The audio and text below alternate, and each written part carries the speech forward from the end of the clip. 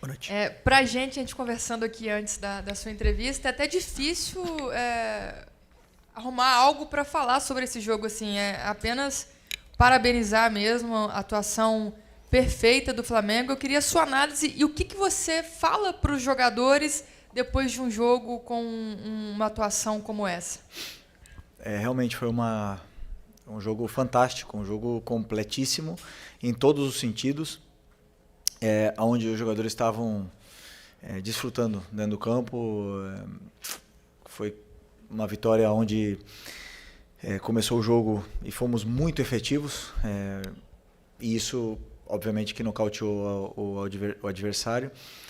E o que eu mais gostei foi que em nenhum momento pararam de tentar o controle, tentar tirar a bola do adversário, tentar fazer gols.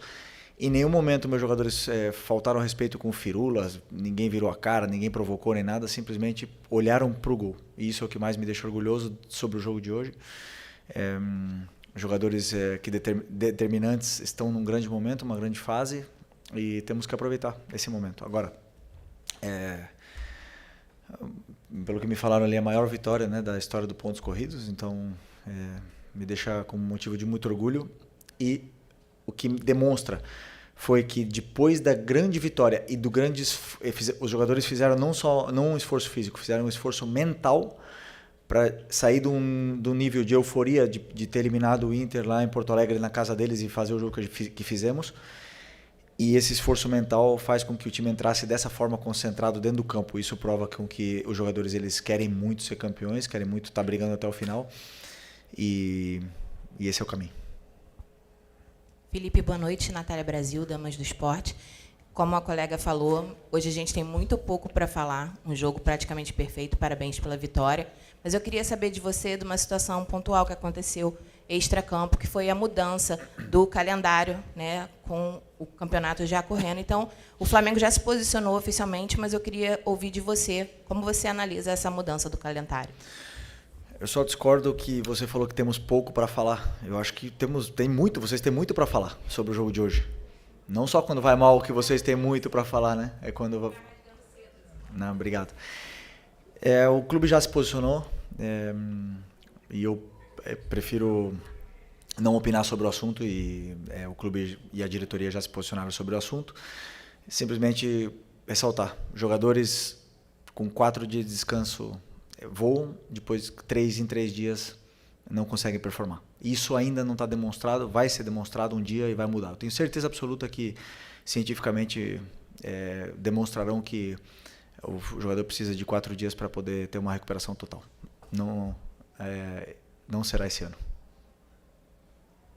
Felipe, Raíza Simplício aqui da Gol Brasil e da revista Placar. Nos últimos jogos a gente viu uma dupla de volantes que tem saltado os olhos do torcedor, que é o Jorginho e o Saul. Os dois estão muito bem no meio-campo. E recentemente você tinha falado que inicialmente o Saul tinha vindo para aquela posição ali mais ou menos que jogava o Gerson, que você enxergava ele ali, e que, claro, ele também poderia jogar como volante. Eu queria saber se você mudou de opinião, se agora você enxerga ele mais como um volante, essa dupla que ganhou uma sequência de jogos, se não me engano, 3 jogos seguidos juntas. E aí, ok, tem o retorno do Pulgar, mas se você enxerga o Saul já mais nessa posição como volante, ou se a tua ideia depois é arrastá-lo ali para a ponta ali. Como eu falei, o Saul é um desses jogadores que podem fazer várias posições. Igual era o Gerson, né, que também jogava de volante, podia jogar mais adiantado.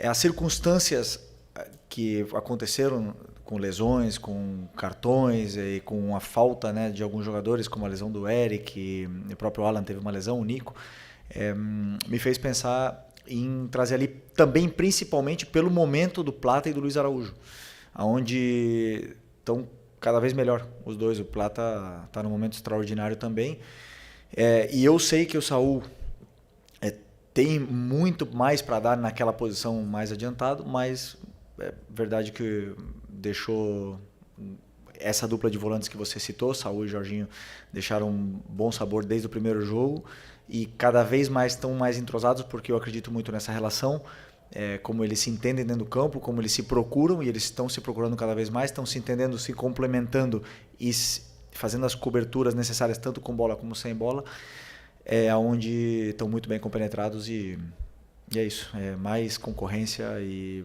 melhor para mim. Felipe aqui, boa noite.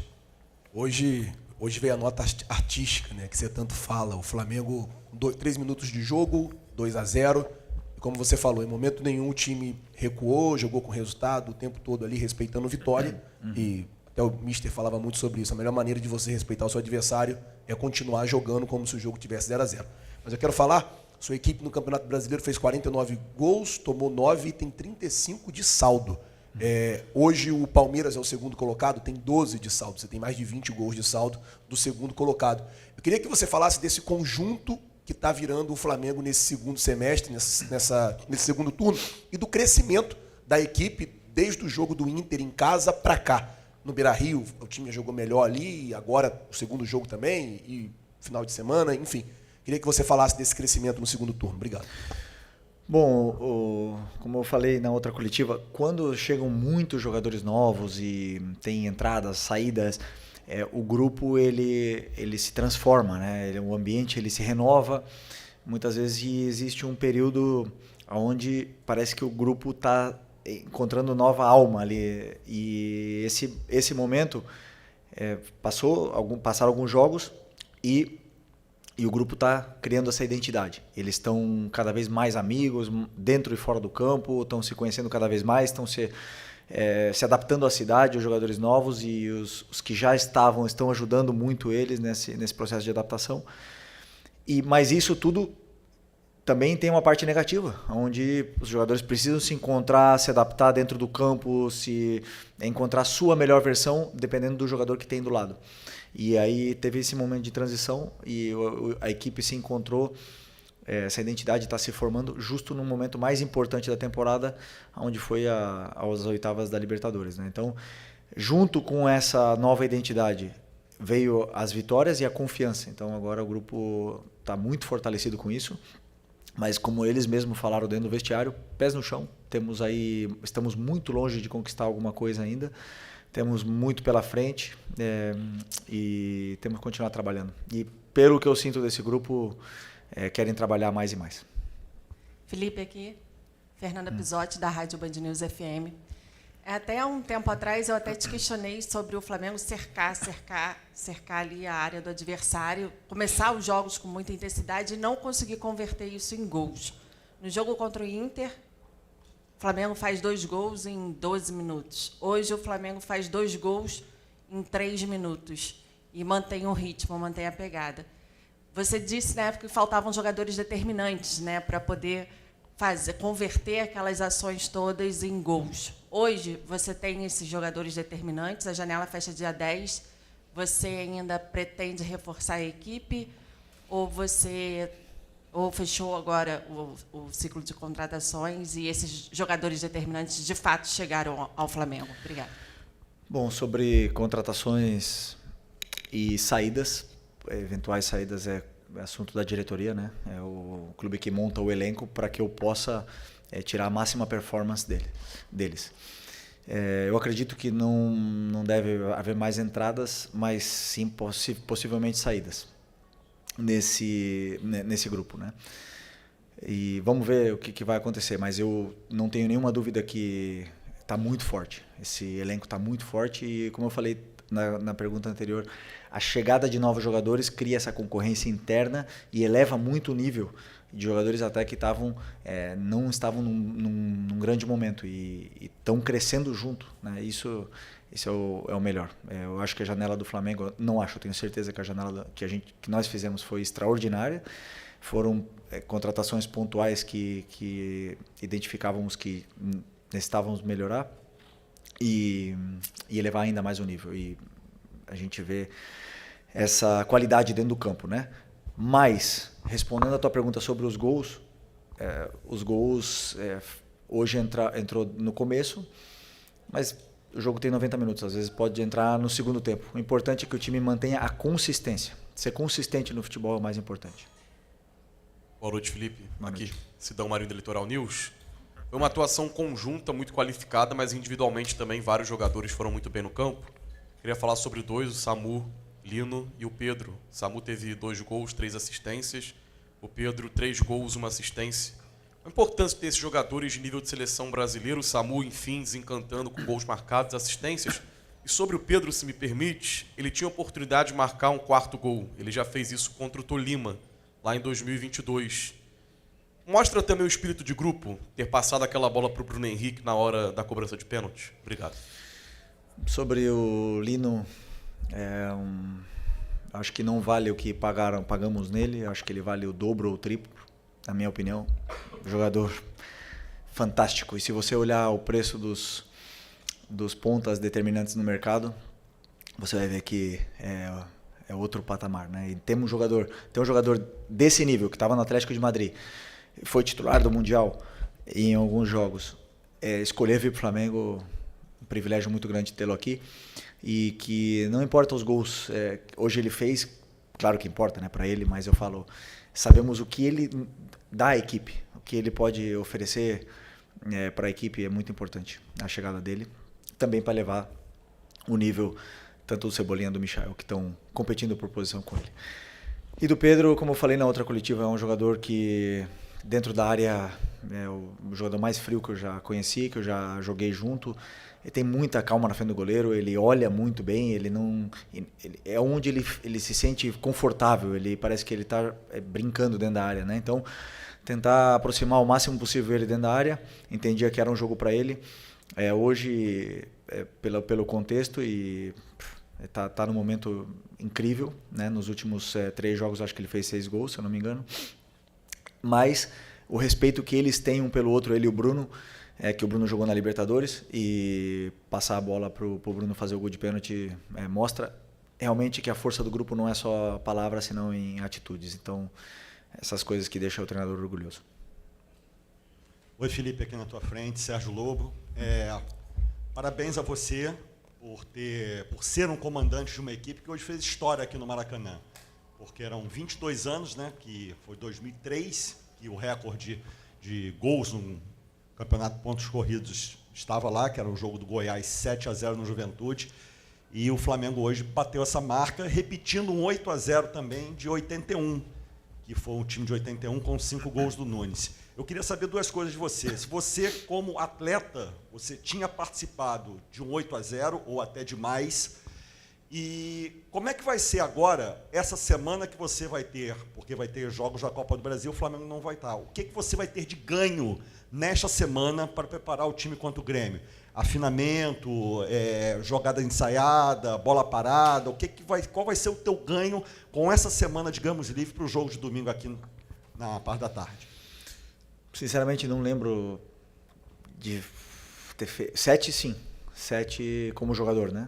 Eu lembro de ter ganhado de 7-0, mas de 8 vou procurar. Não tenho essa lembrança.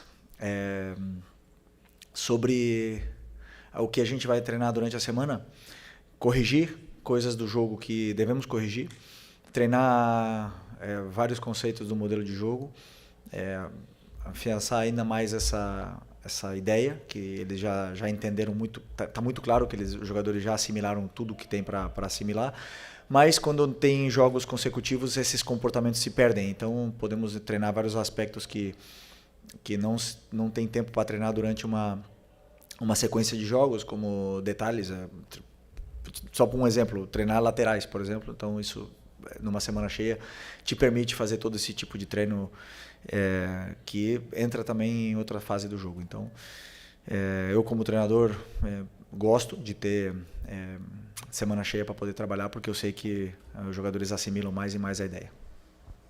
Felipe, boa noite. Mauro Santana, canal do Mauro Santana. Analisar somente essa goleada seria injusto, até porque é a 6ª vitória consecutiva do Flamengo, juntando Copa do Brasil, Brasileirão e Libertadores.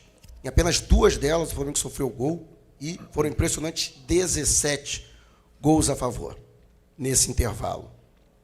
O que, no seu entendimento, ainda falta para chegar ao seu ideal nesse time, pelo que ele vem apresentando nessas últimas partidas, e se você observa uma crescente no time, um encaixe nesse time, principalmente com esses jogadores que chegaram, você já elogiou, e que vem também aumentando de produção à medida que vão ganhando entrosamento e ritmo? Bom, eu acho que falta recuperar o Eric Pulgar, né, que está machucado, que falta um mês para ele voltar. O jogador, como eu já falei para vocês em outras vezes, é um pilar dessa equipe, um jogador muito importante, como líder silencioso desse grupo, e vai elevar ainda mais o nível do que está sendo apresentado. Mas o jogo de hoje, com certeza, existiram alguns erros que podem ser corrigidos, tanto na defesa como em ataque. E como todos os jogos, gosto de analisar muito friamente o que foi o jogo em concreto, olhar os erros, corrigi-los, tanto no campo como em vídeo. Mas é verdade que os gols no começo do jogo e o time não parar em nenhum momento, praticamente, como eu falei, nocauteou a Vitória, né? Então eles ficaram sem reação e o time cada vez esteve mais confortável em todas as fases do jogo dentro do campo. Mas com certeza temos coisas para evoluir, e conforme for passando o tempo, vocês vão vendo que os jogadores eles vão entendendo e se conhecendo cada vez mais, e isso para mim, nessa semana agora que vai ter tempo, vai ser importante. Boa noite, Felipe. Bruna Medeiros, do Desflá. Em 2019, o Arrascaeta fez 18 gols e 19 assistências, e esse ano ele já está muito perto de igualar ou até superar essa marca, né? Ele já tem 16 gols e 13 assistências. Você foi um jogador que jogou muito com ele e agora está treinando. Você considera que, nesse momento, contando a questão tática, a questão técnica e até a forma física, é o melhor momento do Arrascaeta desde 2019?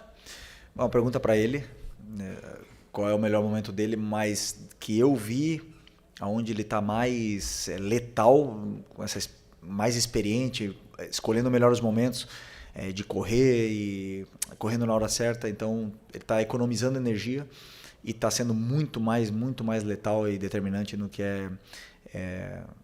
do que são esses números, né? Então, em 2019 ele jogava mais na ponta, mais aberto, vindo para dentro, e também fez uma temporada excepcional, como todos.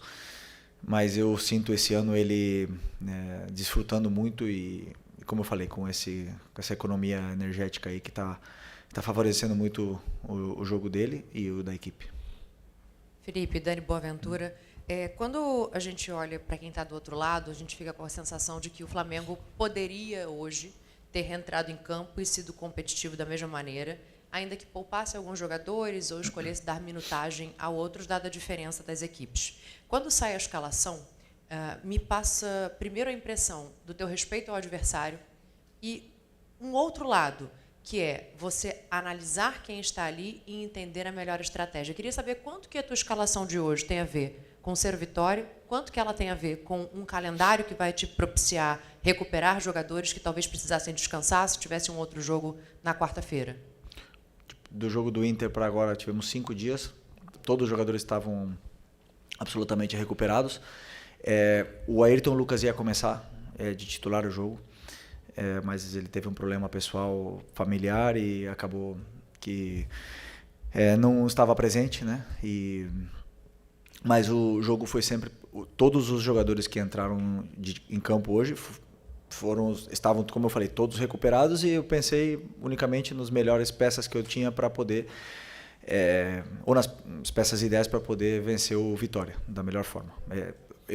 Quando eu preparo um jogo, eu não me imagino 8-0. Eu me preparo um jogo, sempre imagino o jogo mais difícil de todos e tenho que preparar todas as fases, e o time que foi a campo era o time que eu achava ideal para poder vencer essa equipe. E eles fizeram um jogo perfeito. Os jogadores dentro do campo fizeram um jogo perfeito. O plano é sempre o caminho. Felipe, Isaac Andrade, acabou de responder um pouco a minha pergunta, porque eu ia justamente colocar essa situação que, às vezes, um placar elástico como esse pode não necessariamente revelar dentro de campo tudo aquilo que você planejou e que você queria que os jogadores executassem. Nessa partida de hoje, até para endossar o que você falou, realmente foi uma situação perfeita, onde tudo o que você pediu, treinou, planejou, foi executado, e por isso que os 8-0 vieram? Ou realmente tinha alguma coisa ali que, por conta da situação do Vitória, como você foi nocauteado em algum momento, o Vitória não ofereceu taticamente uma dificuldade para o Flamengo e o placar não se revelou não necessariamente 100%? um conjunto de tudo. Os jogadores com um nível de concentração altíssimo numa segunda-feira à noite, o Maracanã lotado fazendo festa, um gol cedo, jogadores motivados, com excesso de confiança, um adversário onde tem os 2 laterais machucados, laterais direitos, ou machucados sem estar disponível, não se encontrou no jogo, então um conjunto dessas coisas levou que fosse essa goleada histórica, né? E principalmente isso, os atacantes nossos inspirados num dia maravilhoso. E, como eu repito, o resultado é muito bom, é lindo. Eu sei que agora é uma chuva de elogios. Uma semana atrás nosso time estava muito mal depois do Mundial. Isso não me engana. Eu nunca vou me deixar enganar pelo que é o placar final. Eu sempre me levo pelo que eu estou vendo dentro do campo. Então eu sei que hoje, por mais que tenha sido um jogo com nota artística, existem alguns detalhes que podem ser corrigidos. E eu me guio por aí. Felipe Luiz, muito boa noite. Gil, Superando Gigantes Esportes, parabéns pela excelente, fantástica vitória. No sábado, o Flamengo Sub-20 jogou e o Bruno Pivetti comentou de você na coletiva. Eu observei que você estava no camarote assistindo a partida e lembrei que existem lá 11 remanescentes do último título que você conquistou com eles contra... Olympiacos, obrigado, Olympiacos. Como que foi para você, eu quero saber como que foi para você estar assistindo a partida, como observador, claro, dos garotos, e, acredito eu, como torcedor também, que torcia pela vitória. Que emoção foi para você? Porque foi um jogo bastante intenso e de bastante emoção. Teve gente que, se cuidasse bem, poderia até infartar. E se você falou com o Bruno Pivetti depois desse jogo e o que falou, ou se não falou, o que você falaria para ele? Pô, eu esqueci, eu ia abrir a coletiva falando parabéns para o nosso Sub-20, para o Bruno Pivetti, para os jogadores, para toda a comissão, na verdade, toda a diretoria da base, por esse excelente título muito especial, e também relembrar que o gol do Lohan, o primeiro, foi no momento que a torcida estava cantando para os meninos do Ninho. E para mim não é coincidência. Eu ia começar falando isso e esqueci, que bom que você me perguntou isso. E foi legal ter vindo aqui. Passou um filme na minha cabeça, mas eu sinceramente não analisei absolutamente nada do jogo. Eu sentei na arquibancada e desfrutei, virei um torcedor ali. Desfrutei não tanto, né? Não foi fácil o jogo. Que, aliás, que time do Barcelona, que bem treinado pelo Belletti, que treinador brasileiro, campeão do mundo aí, fazendo um grande trabalho. Parabéns para ele também, fez um jogaço aqui. Mas o Flamengo é especial, sempre tem essas loucuras, essas vitórias assim absurdas que entram na memória, e que bom que eu estava aqui, né? Tenho história para contar. E estava do lado da minha esposa, dos meus filhos, vendo esse jogo, e foi muito especial. Então, parabéns para eles. Não falei com o Bruno ainda. Acreditava que vir aqui não era meu momento, era o momento deles. Então, preferi ficar totalmente fora. Mas daqui está o meu parabéns para eles, e que eles possam aproveitar esse momento.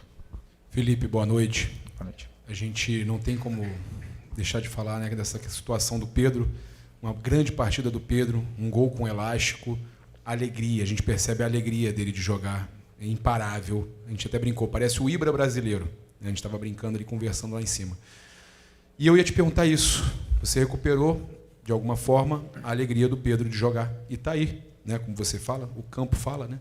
E está jogando demais. Queria que você falasse qual foi a sua sensação de ver o Pedro dessa forma.